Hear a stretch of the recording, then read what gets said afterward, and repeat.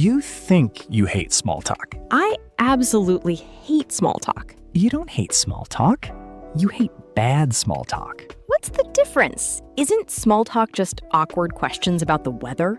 That is bad small talk. Weather questions are what you ask when you've already given up on the conversation. So what is good small talk? Good small talk is just looking at the moment you're in and telling the truth about what you notice. That sounds too simple. The best things always do. And if small talk has ever made you want to hide in the bathroom at a party, you're in exactly the right place. Subscribe to the English Parent Lab.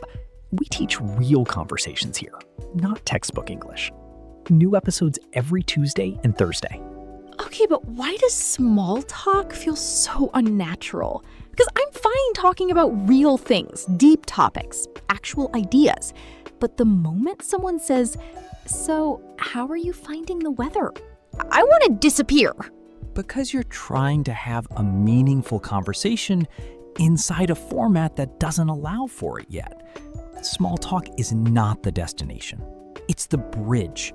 You can't have a deep conversation with a stranger before you've built the bridge to get there. So small talk is the price you pay to get to the real conversation?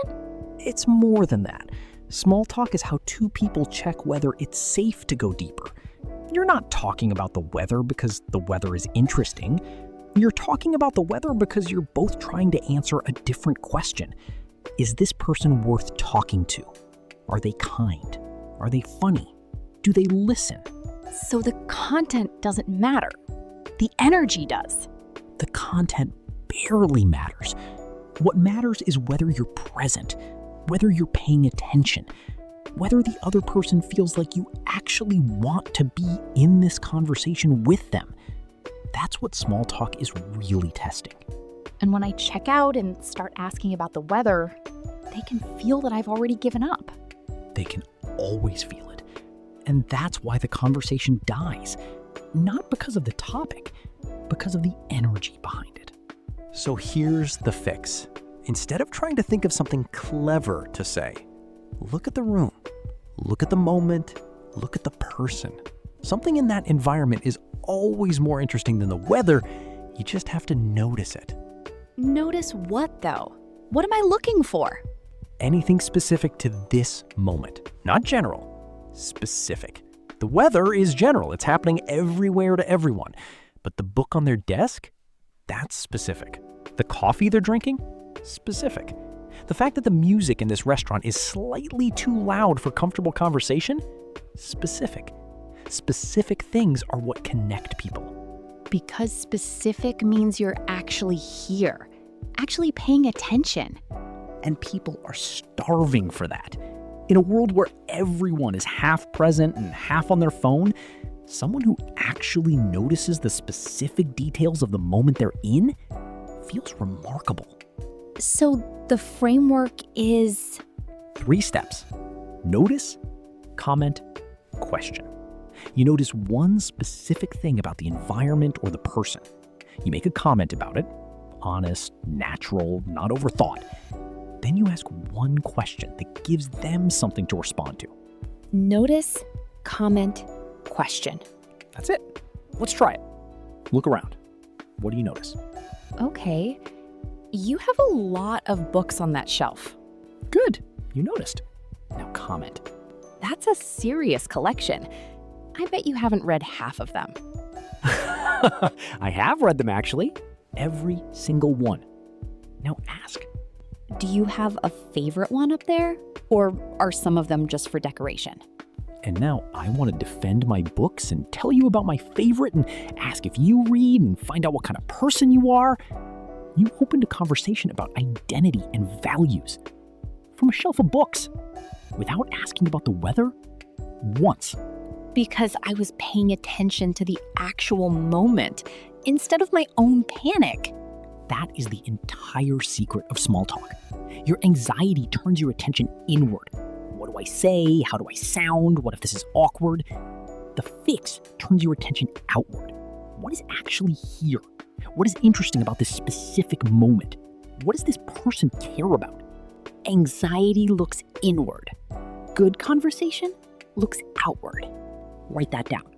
But what if I notice something and my comment comes out weird? What if I say something and it lands badly?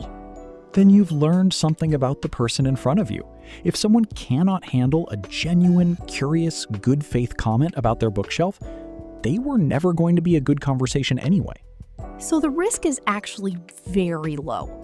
The risk of bad small talk is always lower than the cost of no conversation at all. The worst outcome of notice, comment, question is a slightly awkward 5 seconds. The worst outcome of saying nothing is standing alone in a room full of people feeling invisible. And I know which one of those I've experienced more often. We all have. And it always feels worse than the awkward 5 seconds would have. So the question is never, what if this is awkward? The question is, what happens if I say nothing? That's a better question. And the answer is nothing. Literally nothing happens. And nothing is always worse than something. Rapid fire. I give you the setting, you give me notice, comment, question. Real words, natural energy. Ready? Ready. You're at a coffee shop and the person next to you has an interesting drink.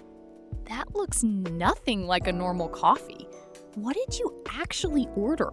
Because I've been coming here for a month and I didn't know that existed. Perfect. You noticed something specific. Your comment was honest. I didn't know that existed. And your question gives them a chance to feel like the expert.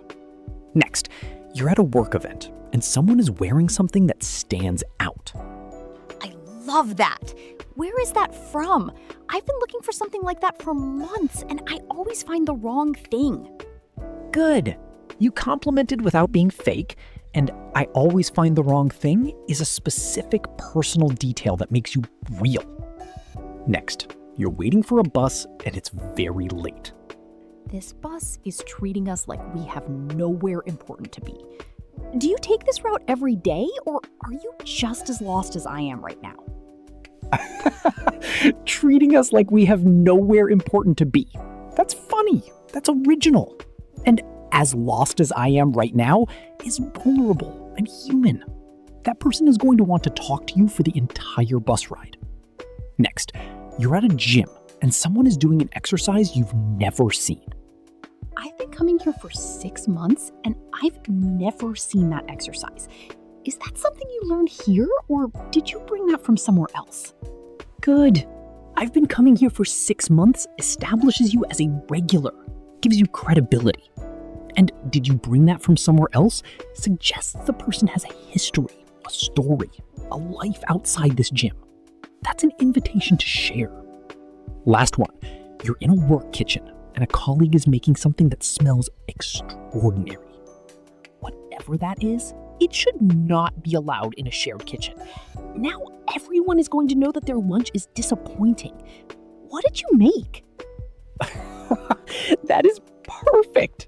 You made them laugh before you even asked the question. Now they want to tell you everything about the food and probably offer you some. You just turned a kitchen moment into a friendship moment. And none of those had anything to do with the weather. The weather is out there happening to everyone. The coffee, the bus, the gym, the food, those are happening right here, right now, to the two of you specifically. That specificity is what makes it feel like a real conversation instead of a formality. So what do I do when I walk into a room and my brain just goes blank? Because that happens to me before I even get a chance to notice anything. Give yourself one job before you walk in. Not be interesting, not make friends. Just find one specific thing in this room worth noticing. One thing. That's your only job for the first 30 seconds. Just look for one thing.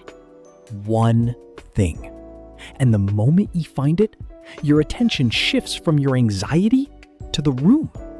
And the moment that happens, you're already a better conversationalist than everyone else in the room who is still thinking about themselves. Because most people are too busy worrying about how they look to actually notice anything. And the person who notices who actually sees what's in the room and responds to it, that person feels like a gift because they make you feel seen just by paying attention. Small talk was never about what you say. It was always about what you notice. And nothing is always worse than something. Every single time.